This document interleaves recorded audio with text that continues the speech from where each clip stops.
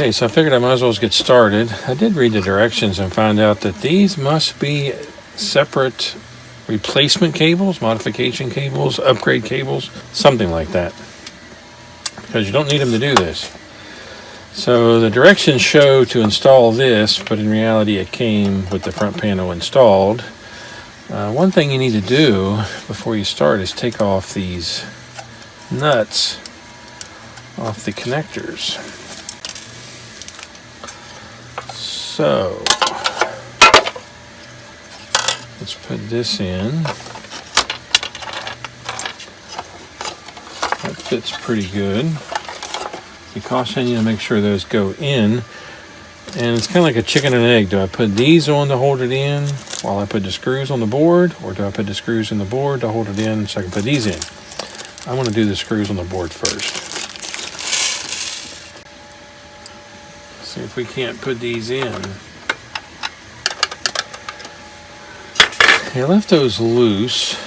Well, they're loose, but by the time I got 4 in, they're pretty tight. I'm going to go ahead and put these on before I lose them.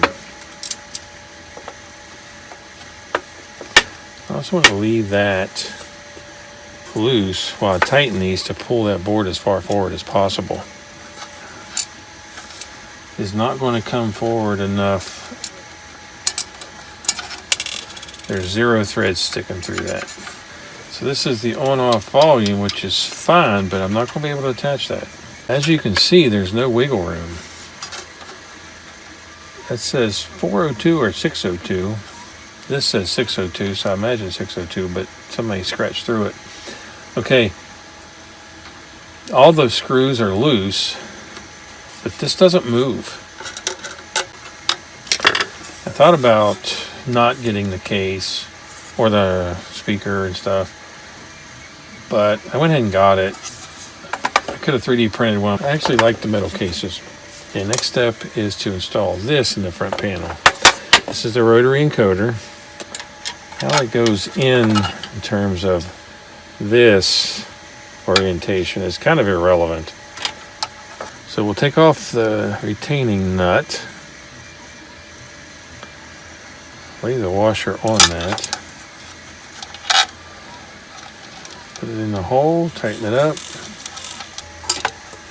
I'm going to be careful and not mar the front case. Okay, so good so far. So the next step is to take the Arduino. If you're not familiar with the Arduino, it has the control and the screen, and it should be a 5-volt regulator. Yeah. And it has an oscillator there, and it has an SI 5351. But this 18 pins is the connection to the main board. So be sure you get these lined up. Kind of angle that in, press it down, and it just barely fits, but it does fit. There we go. I didn't want to take that cover off until I had to. Well, I'm at the point I have to. Take that off before you put it in.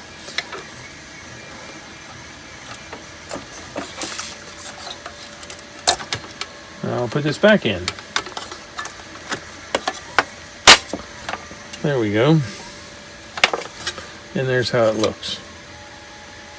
Now take the rotary encoder cable, put the tabs down, mount it right there. Now there's black on this end. That'll let you know you got it in the right place. Now that's loose, but that's going to be taken care of right now.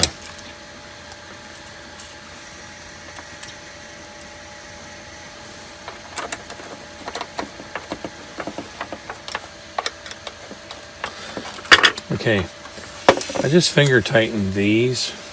I need a flat tip screwdriver, and there's slits in 2 sides of this, and you take that and tighten it up. The challenge is going to be to tighten those up without the screwdriver slipping and marring the case, and that one I put on backwards. Thought I was careful with it. I'm tightening these up, but not much, because I don't want to take a chance on marring that case. Okay, so front panel's getting closer. I've got this knob. This is a very tiny screwdriver to get in here, and this one will work. Barely.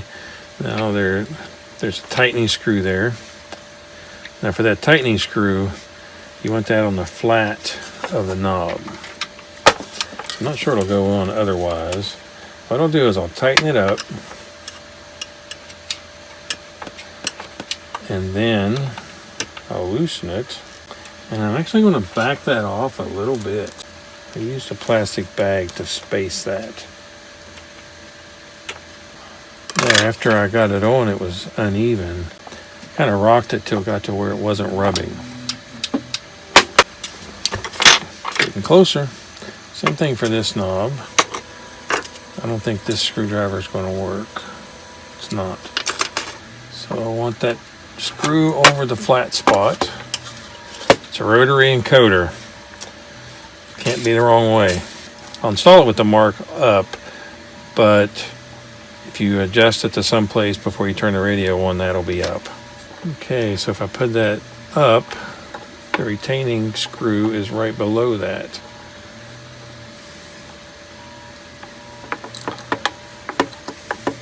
There. Attach that with some space. I didn't want it rubbing the case. So there's the front panel. Pretty nice. Okay, now this wire actually plugs into the Nano on the Arduino and then mounts in the back panel. Take a bit of a shortcut and mount this in the back panel.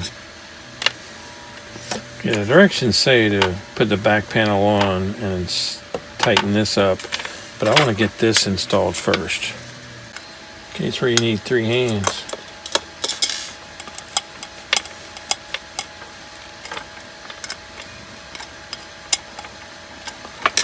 So that looks pretty good. Now that's going to mount on the back and go up to the Nano.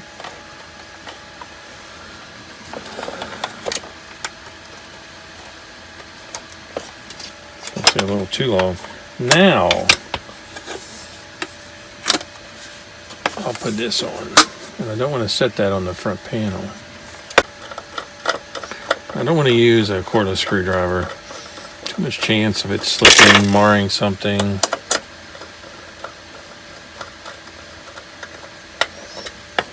Okay, now I need to put this on.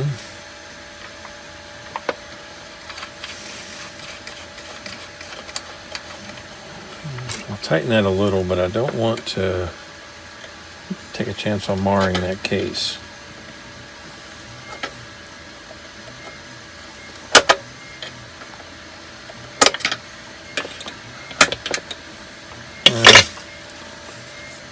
Looks okay. There's a few small imperfections in that paint job.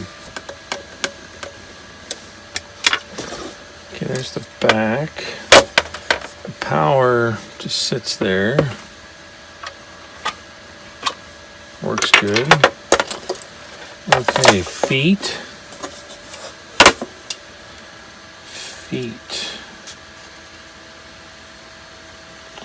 Oh, they don't break them through for you.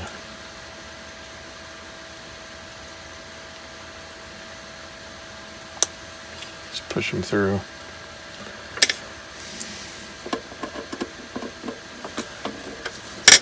Take the screw with the bigger head, put it in the hole, push, and it breaks through the bottom. Oh, I didn't get it in all the way.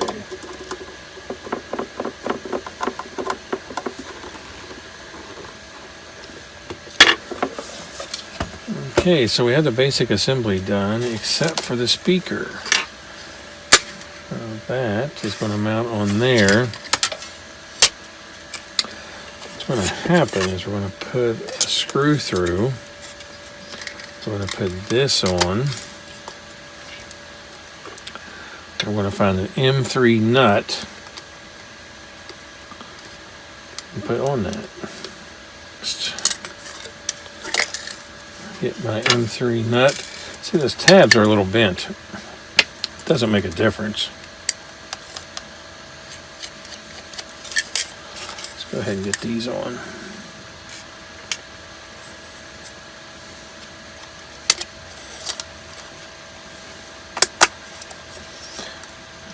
They don't give you a lot of directions on what screws go where. Okay, so there's the speaker. Where does it attach? Volume control is right here. And you attach the speaker down in that corner. Is at least a little awkward. Bring out 8-inch needle nose pliers. Reach down in there. Put that on. Put the lid on. Okay, that's attached. So I'm going to put the ventilation holes in the front. And I think the flow is to come in here and out here or vice versa. Now that doesn't fit. Oh, there it does. It's a tight fit anyway. And there's the lid screws on. Okay, so here we go. We have the microphone, the stylus, the power connector, which I'm not going to use. I have a power supply I can plug in. And they give you a bunch of extra screws, which kind of makes me wonder. It says on the list, 2 extra M3 nuts. And that's where you get those. Okay, so next video will be first power up. If you like the videos, please subscribe to my channel. Thanks for watching.